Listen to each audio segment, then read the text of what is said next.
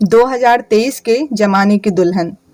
नवविवाहित जोड़े का रिसेप्शन था और नववधु लाल रंग के गाउन में बहुत सुंदर लग रही थी।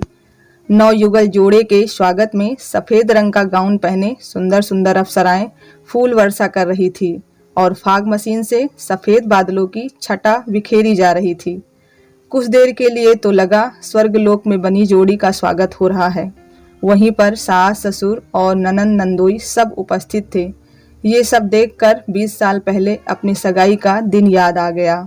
दीदी, सगाई के लिए तो गुड्डी को पार्लर से तैयार करवा लेते हैं, थोड़ा मेकअप हो जाएगा तो बिटिया रानी की खूबसूरती में 4 चांद लग जाएंगे, मामी ने मम्मी से कहा था। अरे नहीं, इसके पापा नहीं मानेंगे। आज तक चूड़ी कंगन नहीं पहनने दिया पढ़ाई के चक्कर में, और तुम पार्लर की बात कर रही हो भाभी, माँ ने मामी से कहा। पर दीदी, अब नहीं करेंगे तो कब करेंगे? मैं जीजा जी से बात कर लूंगी, मामी ने कहा। जीजा जी, सगाई में अभी वक्त है तो हम जरा पार्लर होकर आते हैं, मामी ने मेरा हाथ पकड़कर बाहर निकलते हुए पापा से कहा और बिना उनकी तरफ देखे बाहर निकलकर गाड़ी में बैठ गई।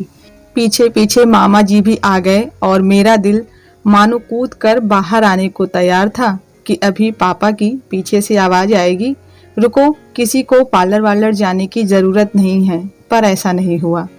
मामा मामी जी मुझे तैयार करवाकर सीधे सगाई वाली जगह पर ले आए। माँ ने मेरे पास आकर मेरी बलाएं ली और अपनी आंखों के काजल से मेरे कान के पीछे टीका लगा दिया। मैं बैठी ही थी कि किसी ने पीछे से आकर मेरी साड़ी का पल्लू मेरे सिर पर चढ़ा दिया और मेरे बालों का जूड़ा चीख चीख कर उस पल्ले को हटाने की गुहार लगा रहा था। लेकिन माँ की आंखों के इशारे ने मेरे मन को शांत रहने की दुहाई दी। कहाँ खो गई? चल हम भी दूल्हा दुल्हन के साथ फोटो खिंचवा लेते हैं। जेठानी जी की आवाज ने मुझे मेरी पूर्व स्मृति से बाहर निकाला।